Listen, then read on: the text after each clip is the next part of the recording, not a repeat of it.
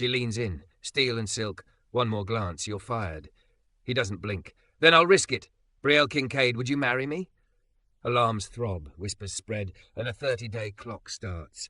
When the diner lamp flickers, will she say yes or end him? Before we dive in, make sure to hit subscribe, tap like, and share this video. The more voices we reach, the louder these stories become. And drop your city in the comments. Let's see where love finds us. The lobby liked to swallow footsteps, but hers refused to be eaten.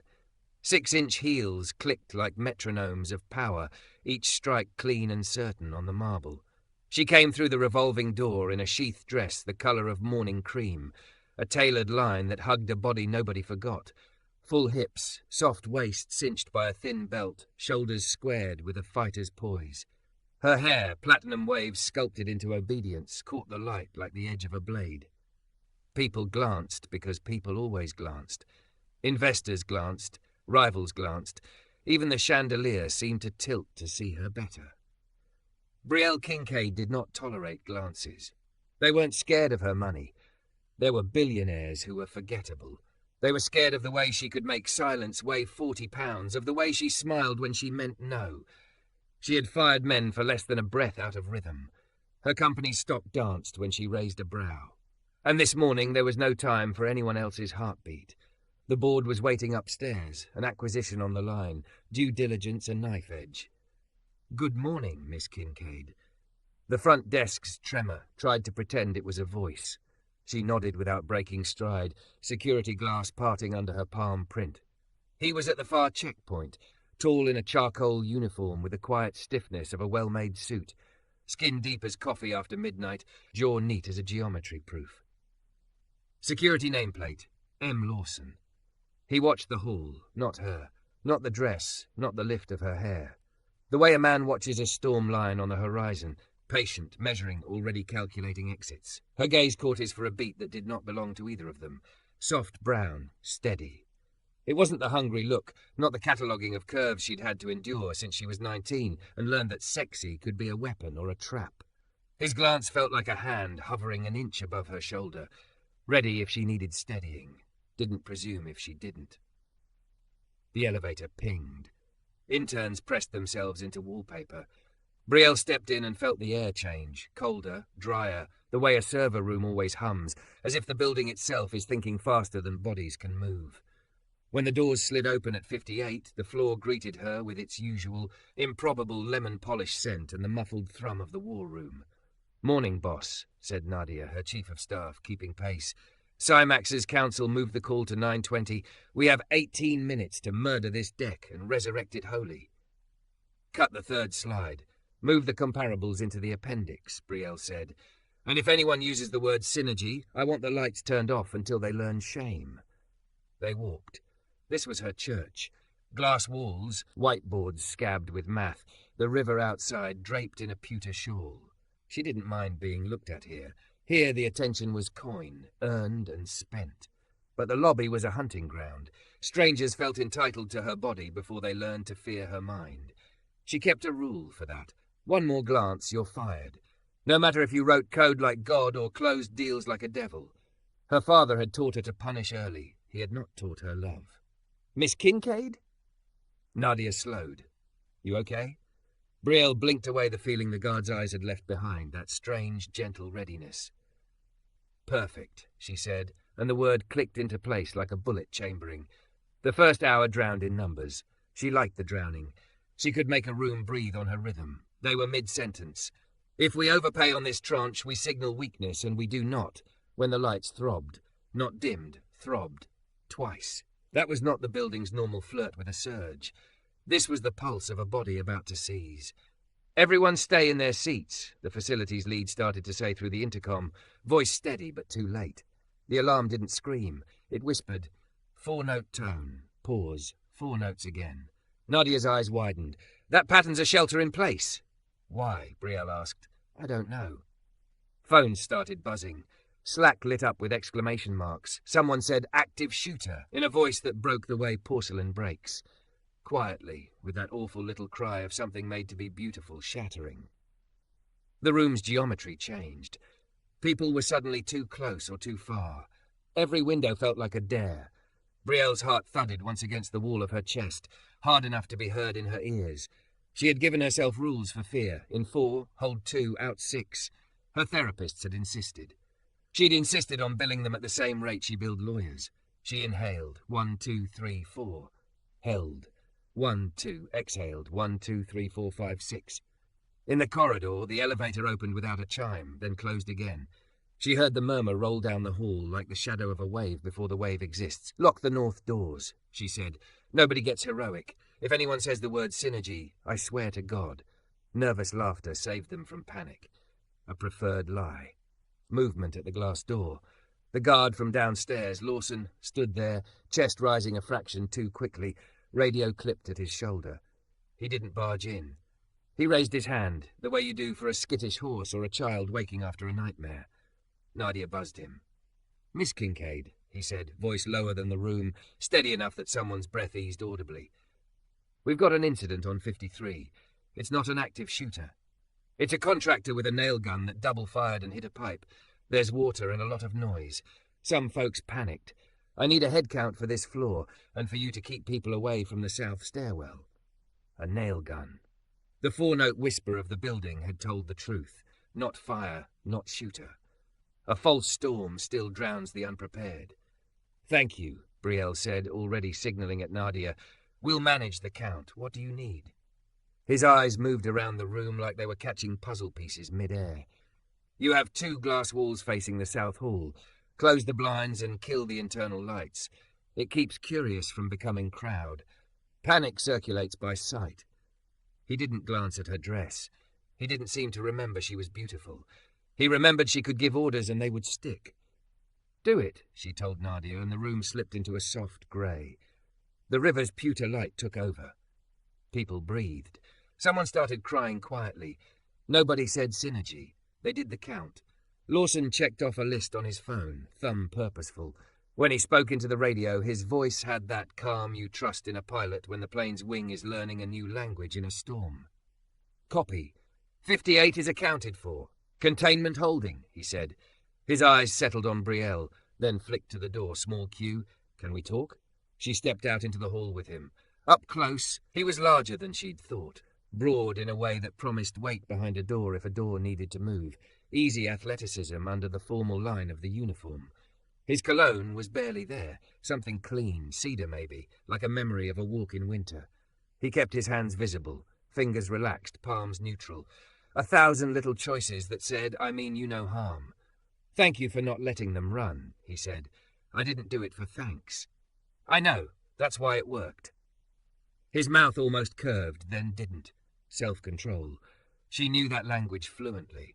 A cluster of employees came around the corner and saw Brielle and Lawson standing too close to be read as purely operational. 2 of them looked down, respectful.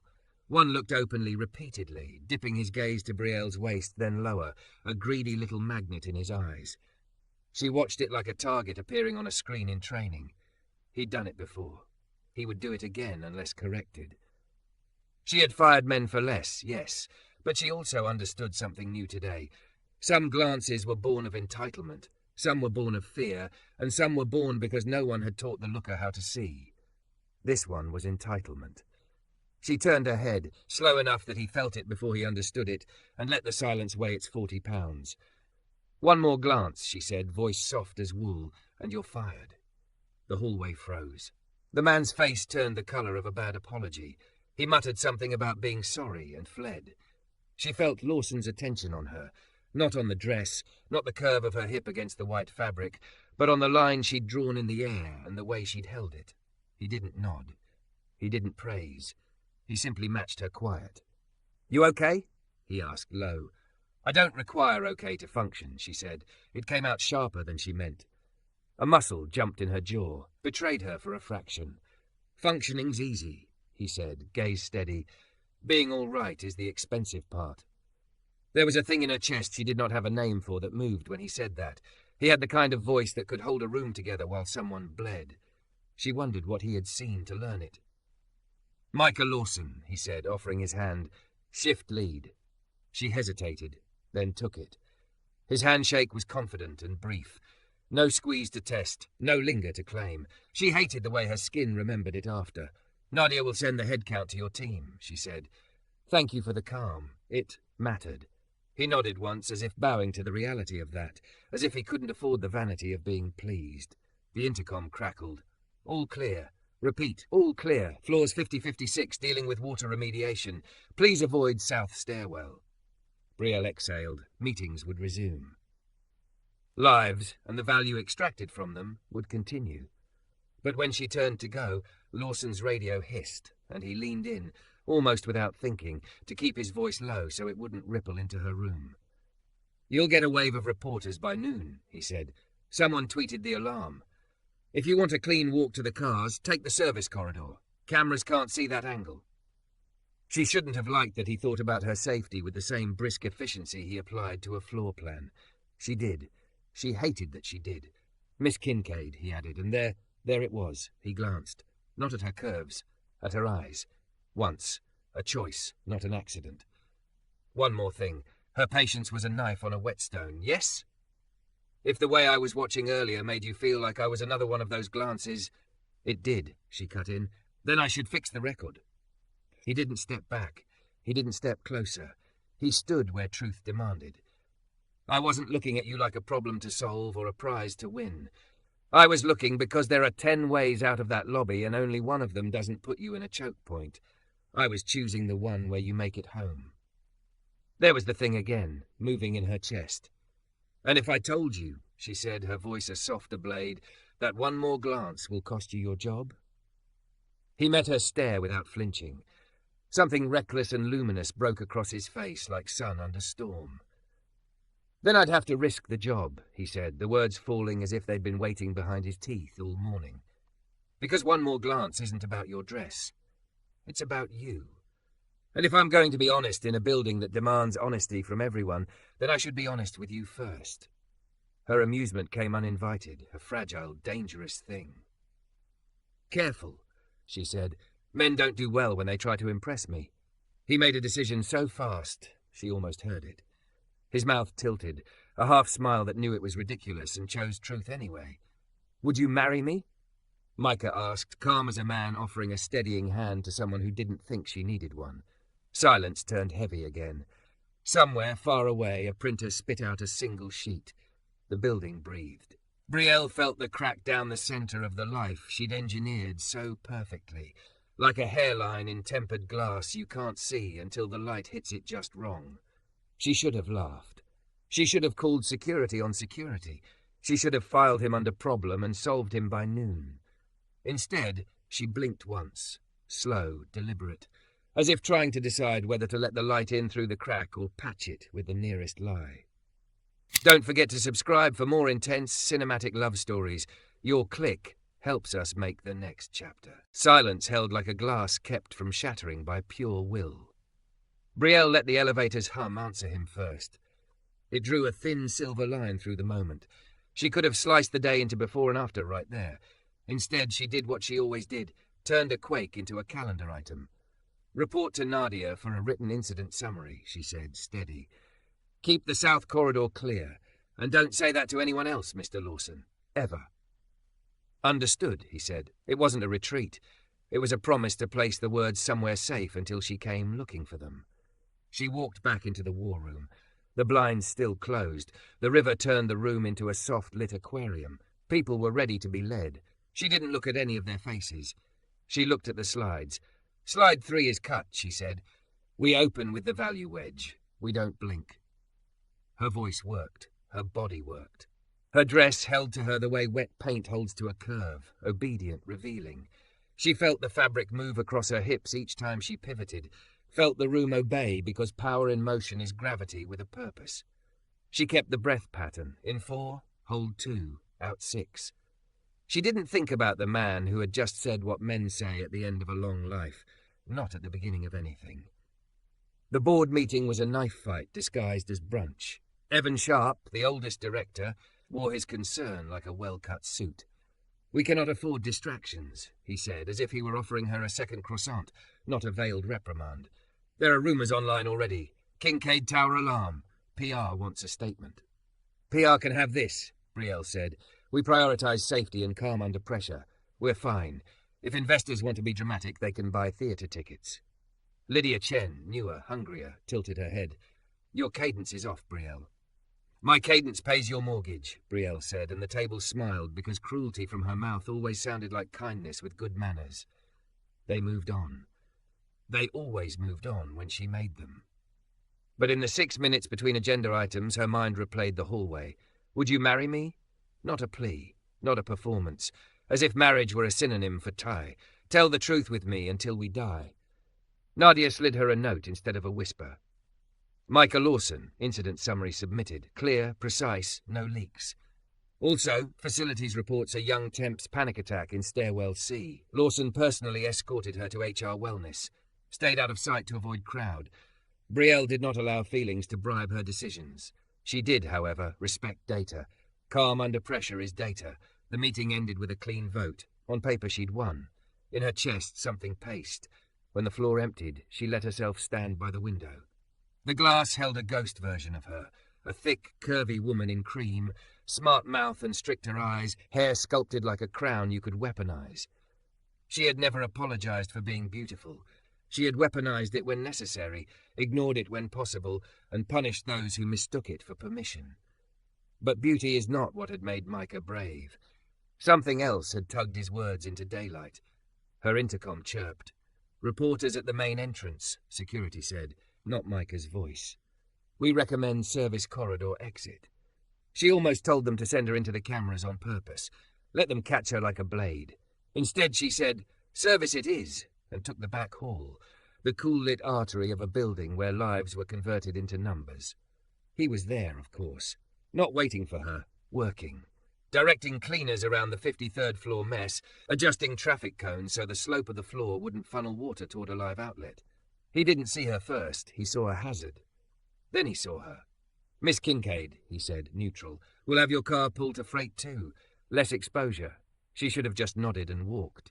She didn't. That incident summary, she said. You write like a medic. 2 years EMT, he said. Night shift, before a different kind of night shift. Why security? People panic around emergencies, he said simply.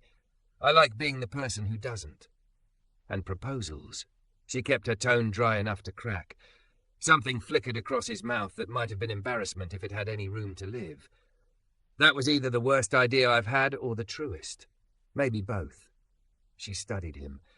The uniform didn't hide how broad he was, how easily his body would fill a doorway if it had to. Men with shoulders like that often measured a room in terms of what they could take. He measured it in terms of what he could carry. You put me in a position, she said, voice low. Power dynamics are not a game in this building, if anyone even breathes the word favoritism. I know, he said. I also know that staying silent because the power dynamic is complicated is how people end up telling the truth to strangers at 3 a.m. in bad bars. Are those the hours you propose to most CEOs? She asked. Just the one. A young woman passed them, eyes red, sweater inside out. Micah stepped aside, airily casual, like men do when they're trained to create space without making a show of it. The woman managed a thin smile. Thank you, Mr. Lawson, she whispered. He didn't ask for thanks. He never did. People gave it anyway. My father believed love made you slow, Brielle said. She hadn't planned to say anything about him. Words leapt the rail sometimes. He said it makes you bend where you should hold the line. My mother believed love makes you fast, Micah said. She said it makes you move when just standing there would be comfortable. Which one made you ask me that question, she said. Both, and something else. He paused. You exhale like someone who learned on purpose. She went still. What? In 4. Hold 2. Out 6, he said, as if reciting quietly with her. People who learn to breathe on purpose look like that when the alarm goes off. I notice breath. It tells the truth better than eyes. The back hall's LED buzz felt louder. Somewhere water hammered a mop bucket. Her body remembered being 19, a junior associate in a skirt some partner thought was a memo, learning to exhale slow so his hand on the back of her chair couldn't turn her fear into a performance for later. Learning she could control this one thing air, even if she controlled nothing else. Don't observe me like a patient, she said. I don't, he said. I observe like a man who needs to know where the exits are and how much time we have to get someone out. If that someone is you, I prefer minutes over seconds." "Stop," she said suddenly. It came out not like an order but like a plea disguised as one. "You will not." Her hand lifted and fell. "I cannot be looked at like that while you're wearing that badge and I sign your checks." "Then fire me," he said gently. No challenge in it. An offer. He meant it. She hated him a little then, because he had put the decision on her side of the scale where all the heavy things lived. "Or transfer me," he added. "There's a desk at the River Annex that no one wants. Paperwork, cameras, no lobby duty. I'll put in for it. You won't have to see me. The words can go back into their box." She pictured it. The box closing, the building returning to its usual well-oiled lie. Her control uncracked, her mornings unchanged. She could set him on a different floor, the way you set a chess piece aside, off the board, safe from causing trouble. She could pour herself into work until the outline of a man with calm hands faded like a coffee ring under a stack of reports. "You will submit the transfer request," she said finally. Her throat scratched on the decision. "Effective immediately." "Understood." No flinch. "And you will meet me tonight," she added, before she could protect herself from the sentence. 10 minutes, neutral ground, bridge diner, back booth with the broken second lamp, no uniform, no cameras. You will not apologize. You will listen. He didn't smile. He didn't dare. "I'll be there." "Good," she said. "If you're late, I will never speak to you again." "I won't be late." She let the corridor carry her away then, hips rolling an unapologetic rhythm, heels making their metronome. She had never felt so much like both a weapon and a wound. The day practiced pretending to be normal. She signed documents with the precision of a surgeon who has somewhere else to be.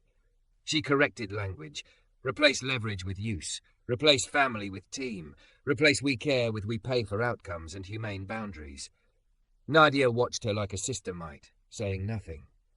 Once, by the coffee machine, Nadia murmured, "You're doing the thing where you hate a feeling by organizing closets." "You organize your way," Brielle said. "I'll organize mine." At 7:12 p.m., the city outside turned to melted coins. The bridge diner's neon flickered like a failing heart. She sat in the back booth. The lamp really was broken, devotional gloom in the corner, and wrapped her fingers around a mug of coffee she didn't intend to drink. Her dress had become a black sweater and jeans, but there was no hiding the way she filled them. She didn't want to hide. She wanted to not be seen in a way that scraped her. He arrived at 7:14, because men like him keep their promises and test none of yours. Dark jacket, civilian clean. The same body, the same easy weight, now without the badge. He stood, waiting for her nod. She gave it. 10 minutes, she said. 10, he echoed. She didn't waste them. You asked a question you had no right to ask. It made me angry because it was arrogant. It made me angrier because it was true somewhere I don't understand yet. I cannot date you while you work for me. I will not be the woman who instructs HR to rewrite policy around a craving. I don't want your policy, he said. I want your mornings. What does that even mean? It means I want to be the person who knows whether you slept, he said, and the person who tells you you can breathe before the building tells you you have to. It means I want to see your face when you're not holding anyone's weight.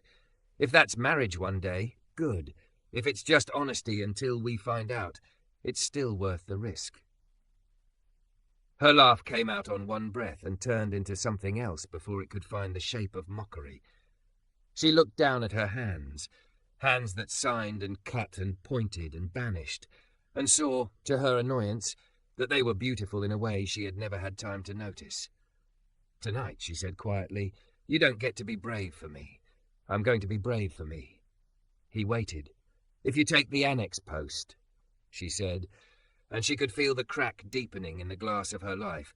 And if we go 30 days without either of us leaking this to anyone, and if at the end of that I still want to know what your mornings look like.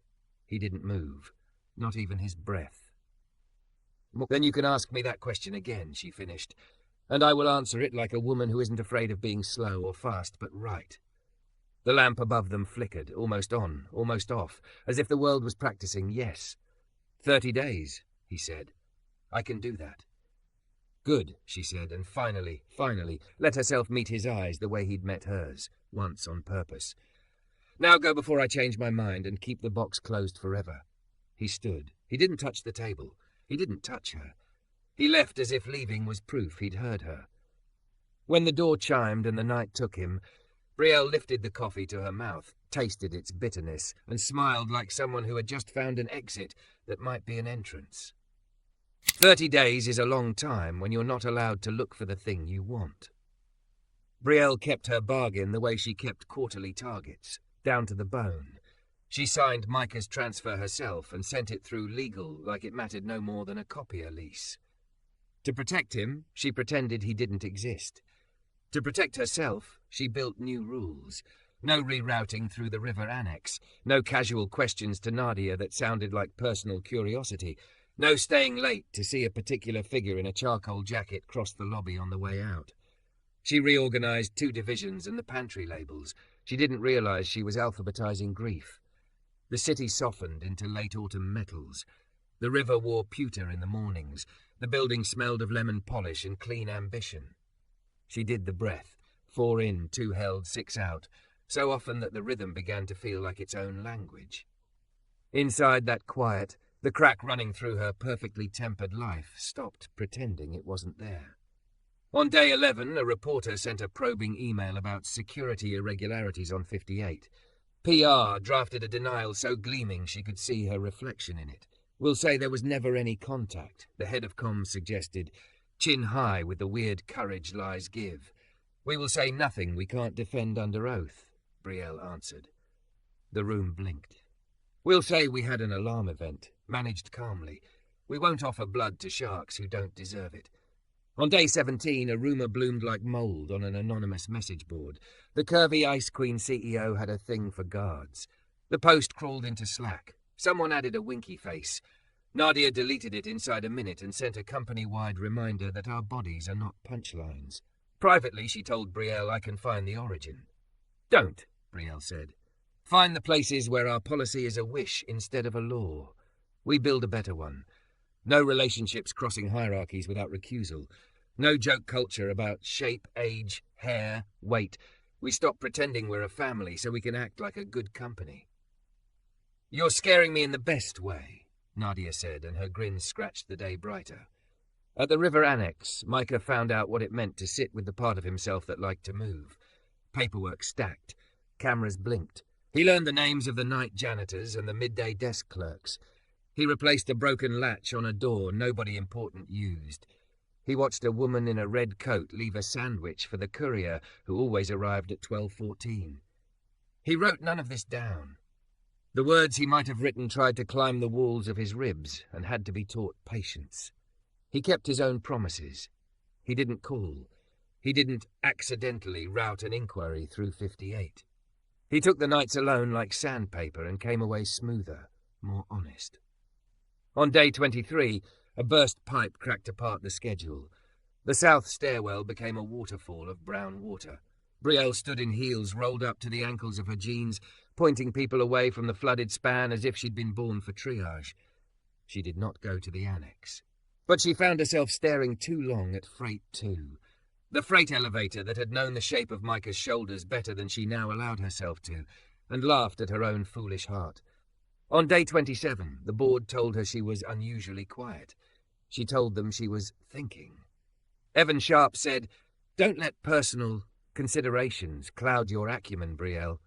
She leaned forward, hands soft on the table. "Personal considerations made me tighten the policy that protects our people," she said. "If that clouds your view, clean your lenses." They voted. She won, again. It didn't feel like winning. It felt like clearing space. Day 30 arrived like a held breath finally allowed to exhale. She left the office on time for once, in a black wrap dress that held her the way a promise does, not too tight, not pretending to be anything it isn't. Her hair fell in softer waves. She didn't attempt smaller. She had never been smaller. She would not begin now. Bridge Diner's neon still failed its way towards success. The second lamp over the back booth still blinked like a stuttering heart. She slid into the vinyl, palms flat, breath steady. Nadia had offered to sit 2 booths away as a witness, who was also a friend. Brielle had said no. This was a door she would open alone. He came at 7:10, early. in a navy jacket and a grey t-shirt that did not pretend he wasn't built like a wall that could move quickly if it had to. He stopped at the edge of the booth, waiting for the nod, and when she gave it, he sat without scraping the seat. Little things matter. He had always known. 30 days, he said. 30, she echoed. She let the number sit between them like a hot plate cooling. I put in for permanent annex if that's what you want, he said. No fuss. I can pilot training from there. Different kind of useful. The offer hung there, clean as uncut glass. He would go if she said go. He would stay away if staying away kept her from harm. She had not prepared herself to be loved so obediently. I want something that doesn't exist in this building yet, she said. So we're going to build it, and then live inside it. He waited, patient, the way a pilot is patient with a tower that needs a minute to give the right instructions. I don't date employees, she said. I won't. And I don't rewrite policy because I'm hungry. But I also don't pretend I'm not. The words stalled. She breathed. Hungry. The lamp flickered, then steadied. A waitress named Ruby topped off their water without asking. Her perfume smelled like oranges after the peel breaks. I drafted the new policy, Brielle continued, sliding a single sheet from her bag. Relationships across vendor or employee lines require disclosure to an independent ethics council retained by the board, immediate recusal from supervision chains, a cooling-off period equal to 1 quarter before any work contact resumes. No exceptions for rank, especially not for mine. Micah scanned it, eyes moving like they were catching puzzle pieces again. This protects you, he said, and it protects me. It protects us if there's an us. There isn't if you don't ask me the question again, she said, voice steady as a bridge. He looked up at her then. Not at her dress, not at the curve of her waist cinched by the wrap, not at the way her hair brushed her collarbone like a benediction. He looked at her. It moved something in her chest that had been heavy so long it had forgotten other jobs. He didn't kneel. He didn't bring a ring as a prop to outsource courage to metal. He set both hands on the table, palms open as if to show he was unarmed. Brielle Kincaid, he said, and her name sounded like a line you'd speak under oath. Would you marry me? She thought of her father saying love makes you slow.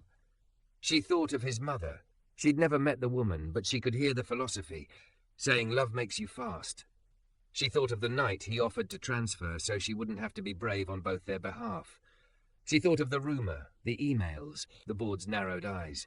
She thought of mornings which had always felt like enemy territory until now. She did the breath. In 4, hold 2, out 6. Then she nodded once, as if she were closing a deal that mattered more than money. Yes, she said. No flourish, no caveat. Yes, on our terms, not the world's. He shut his eyes for one beat, like a man who has learned to savour without superstition.